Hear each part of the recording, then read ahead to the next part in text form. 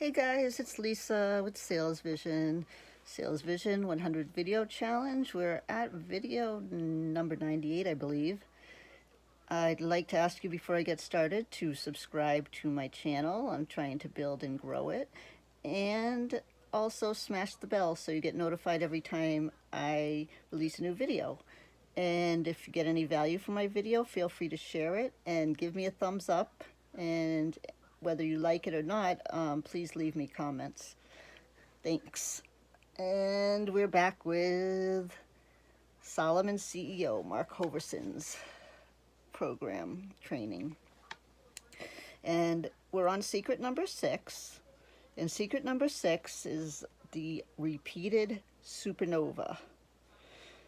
If you know what a supernova is, it's like a group of stars that it's a celestial body in the sky, in space, that keeps growing and getting bigger. The repeated supernova.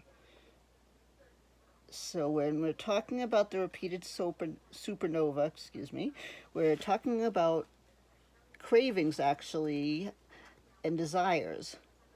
And the proverb that we're reading from is the soul of a lazy man is constantly craving and has nothing, but the life of the diligent shall be made rich. I'll say that again. The soul of a lazy man is constantly craving and has nothing, but the life of the diligent shall be made rich. Okay, so we're talking about the cravings of the lazy, quote unquote, versus the diligent.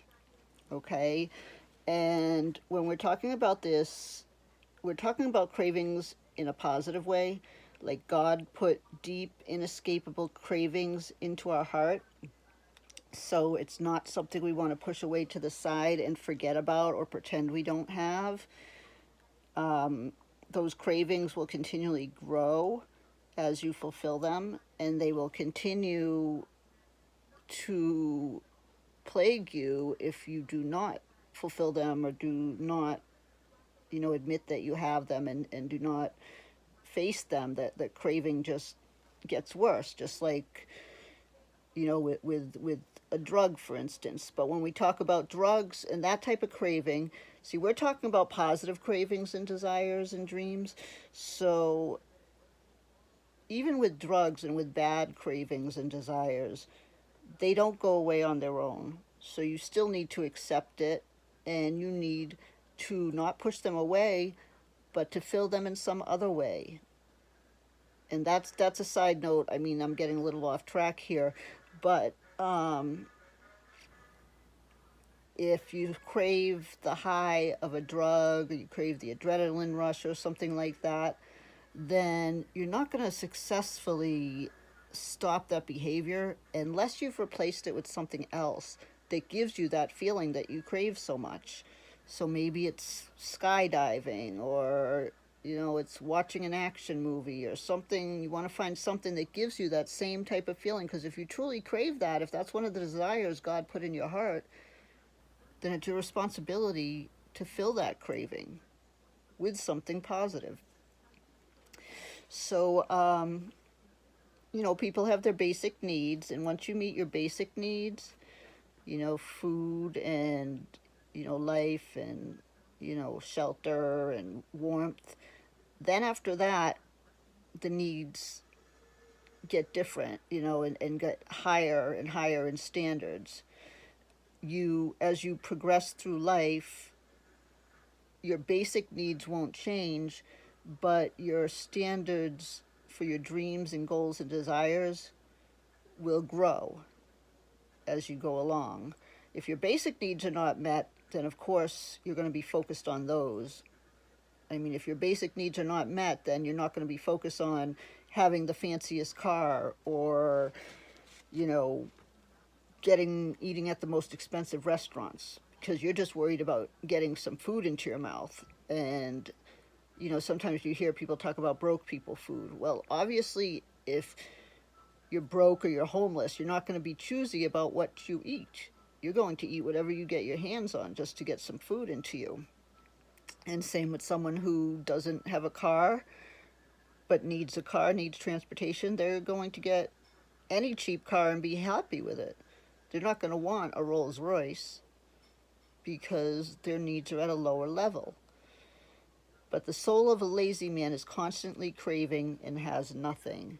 So they're not doing anything to meet their cravings. They're just constantly craving, maybe running around trying different things or filling it with negative things, where the life of the diligent is made rich by their cravings. That's why, as you work hard and make more money, you get better and better things. It's the difference between high craft items versus low craft items. An example, as you work, and get more money, a study was done, and 60% of the population, when asked why they wanted to earn more money, the answer was to get the best things in life. So they wanted finer things, and that's an incentive. They earn more money so they can have the finer things. As you become rich and are meeting your needs and your desires, remember, needs come first and then desires, just like the scale, the pyramid of self-actualization. So where was I? Okay, yeah, so like you might upgrade your friends. You crave to be around a higher caliber of person as you raise yourself to a higher caliber. So to match your lifestyle and to match your income, you upgrade your friends. You get a better home. You have a fancy car. You upgrade your standard of work client. You might take clients for free in the beginning, or $20 for a client, where later you're taking on clients that can afford you at $1,000 an hour because you met those lesser needs lesser desires, and cravings, and now you have higher desires and cravings. So the desires of the lazy kill them, more or less, where the desires and cravings of the diligent bring life and animation to the rich. We talked about before how people who are diligent and have money, it is an intensification of the meaning of intensification or enhancing meaning in life, the animation of life. You get better things because they represent that higher standard of life. The problem is that we tend to get uncomfortable with our cravings and uncomfortable with craving big and glorious things. Like feeling guilt for wanting the best in life. So as you progress, your standards get higher, and you naturally would want better things. And as you fulfill them, you crave higher and higher quality. So what to do about the discrepancy between, healthy cravings and feeling guilty about craving the best in life? There's a discrepancy. There's a discrepancy because of moral issues. Moral issues get in the way. If you think that having the best things in life is selfish, and thinking of yourself first is selfish, and having money, is a selfish need, then you need to be persuaded that it is not wrong or immoral in order to feel comfortable with having those things. So the cravings and desires and dreams, as they get larger, like a repeating supernova, you need to see that as a positive thing. In the action guide, Mark Hoverson talks about 3 exercises to do to start getting you comfortable with this. And the first one is to think about when you were young, when you were a child or a teenager. When you think about what did you crave or want when you were in high school. What type of things did you want? Maybe you wanted to make the baseball team. You wanted to be popular. You wanted a nice car once you got your license. You were thinking about getting a boyfriend or girlfriend as you hit your teens. You know, and then think about what you crave now as an adult. If you had no fears and no insecurities, and no self-esteem issues, use your imagination here. If none of that got in the way, what would you want now as an adult? And the funny thing is, a lot of the things will be the same, but you'll be fulfilling them in different needs. Like if you wanted, to make the team, now you want to, make partner. You want to, get accolades at the university or in your work. You now have a husband or a wife. Maybe instead of craving a boyfriend, you're craving more intimacy with your husband and wife. You see how it grows and repeats the same types of desires, but you crave higher and higher standards in those desires. Okay, and you want to write down those things, write down 7 things that you crave now as an adult, and say them over and over because you want to get really comfortable with what you really want without having tinges of guilt or feeling like it's unlikely. Number 3, you want to realize that to help others reach their potential, which is what a lot of us are doing, we're trying to help other people to raise their standards and manifest their potential and fulfill their goals and dreams. It's impossible to fully allow others to manifest their full potential if you are uncomfortable or awkward toward your own potential and not fulfilling yours. If you're settling and lowering your standards, you're not going to be able to help someone else to meet their highest potential. So again, moral issues get in the way. So for the third exercise, you want to think about how you would feel if people were giving you accolades and credit for helping them and inspiring them to be their best selves and live their best life and reach their potential. How does that feel? How would that feel? You need to take care of yourself first if you want to be able to do that for others. Like my mantra now is I do me. I'm doing me. I used to always cater to others first.